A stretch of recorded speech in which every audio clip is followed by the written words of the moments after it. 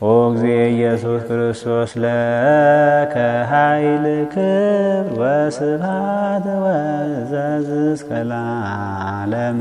እንበለ ደዌ ወሕማም እንበለ ጻማ ወድካም አመ ከመ ዮን ያብጽሐነ ያብጽሕክሙ እግዚአብሔር በሰላም።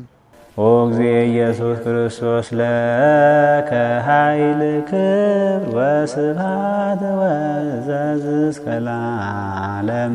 በዛሬው ዕለት ሰውና እግዚአብሔር የሚገናኝበት የሰው ልጆች ሰውነታቸውን የሚመረምሩበት ዕለት ነው። ተስብእቱ ይባላል። ለጌታችን የአምላካችን ተሰጎቱ ማለት ነው። እንደሚታወቀው አስቀድሞ እግዚአብሔር በቀዳሚ ገብረ ሰማየ ወምድረ፣ አስቀድሞ እግዚአብሔር ሰማይና ምድርን ፈጠረ። ከዚህም ፍጥረታትን ሁሉ አከናውኖ ከእሁድ እስከ አርብ ያለውን ከፈጸመ በኋላ አርብ የሁላችን አባት አዳምን ፈጥሯል። ዘመሬት ወማይ ዘነፋስ ወእሳት ከአራቱ ጠባይአ ፍጥረት አዳምን ፈጥሮታል።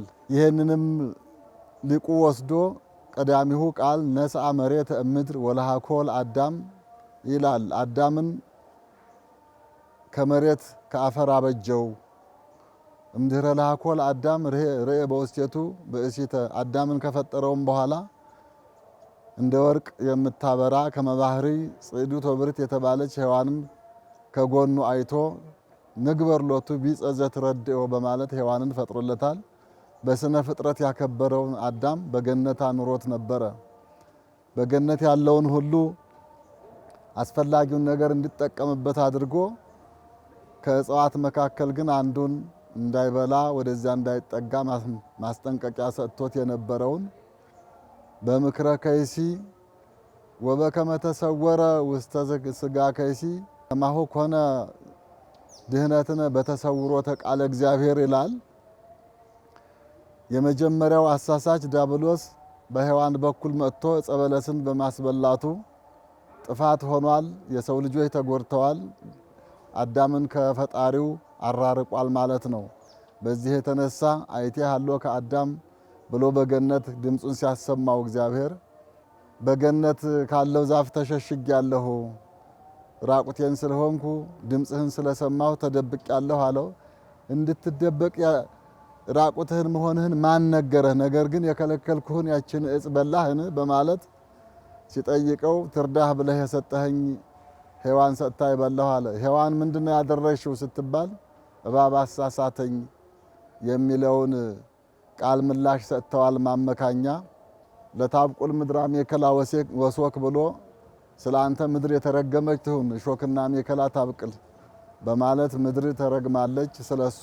እሷንም ወበከመ አድመውኪ ለእንትኩ እጽ ከማሁ ትደመዊ፣ ይችን የተከለከላችሁትን ዕፀ በለስ እንዳደማሻት አንቺም ትደመዊ በየሰባቱ ትደም ያለሽ በማለት እባብንም ከፍጥረታት ሁሉ የተረገመ እንዲሆን በደረቱ እንዲሳብ አድርጎ ቆሞ ይሄድ የነበረውን በእንዲህ አይነት መልኩ ተከናውኗል። ኦ እግዚእ ኢየሱስ ክርስቶስ ለከ ኃይል ክብር ወስብሐት ወዘዝ እስከ ለዓለም። ከዚህ በኋላ አዳምና ሔዋን ንስሐ ገብተው ፈጣሪያቸውን ቢጠይቁት እትወለድ እምወለድ ተወለድከ፣ ከልጅ ልጅህ ተወልጄ አድንሃለሁ፣ ይህን የሞት ፍርድ መልሼ ሕያው አደርግሃለሁ አድንሃለሁ የሚባል ቀነ ቀጠሮ ሰጥቶት ቃል ኪዳን ገብቶለት 5500 ዘመን ሲፈጸም ከአንስተ ዓለም እመቤታችን ቅድስት ድንግል ማርያምን መርጦ ጊዜው ሲደርስ ከእመቤታችን አምላክ ስግው ቃል እግዚአብሔር ወልድ ሥጋ እንዲለብስ በፈቃዱ ያደረገውን የቸርነት ሥራ በዚህ ዕለት እናከብራለን ማለት ነው። ብስራት ይባላል። ብስራት የምስራች ማለት ነው። የደስታ ብስራት የ5500 ዘመን የመከራ ጊዜ የሚያበቃበት ዓመተ ምሕረት የሚገባበት። ኦ እግዚእ ኢየሱስ ክርስቶስ ለከ ኃይል ክብር ወስብሐት ወዘዝ እስከ ለዓለም። ሁር አብስራ ለወለተ ሐና በማለት ቅዱስ ገብርኤል መልአኩ ተልኮ ሊባኖስ እስከሚባል ተራራ እስከሚሰማ ድረስ ክንፉን እያማታ በገሊላ ወርዶ እመቤታችንን አምላክን እንደምትወልድ ያበሰረበት ዕለት ነው።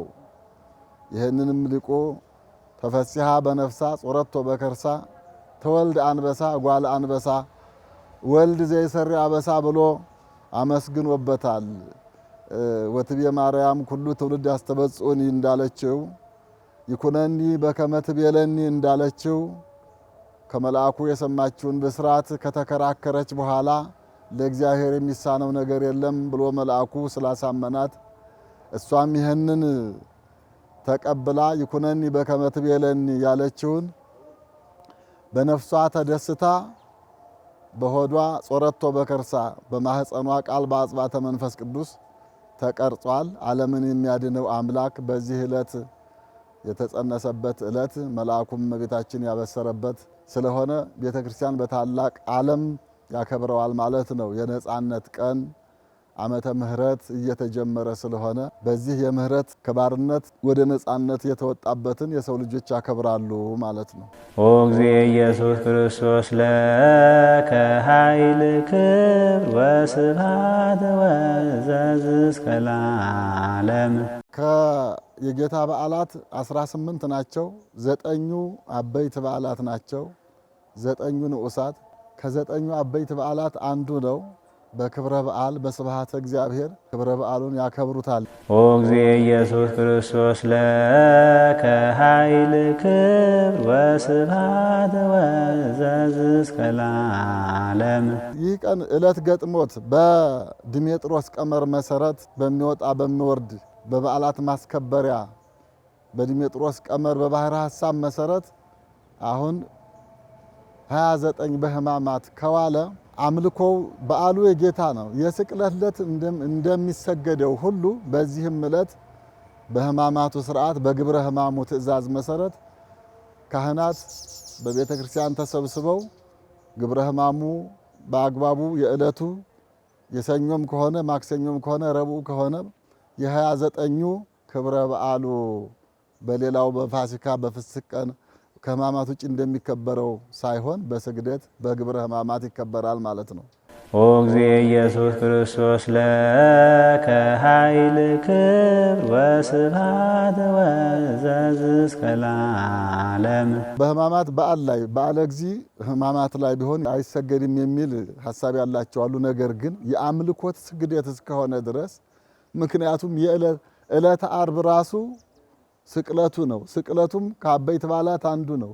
የአምልኮተ እግዚአብሔር ስግደት እስከሆነ ድረስ ስግደትን የሚከለክሉ ነገሮች የሉም ማለት ነው።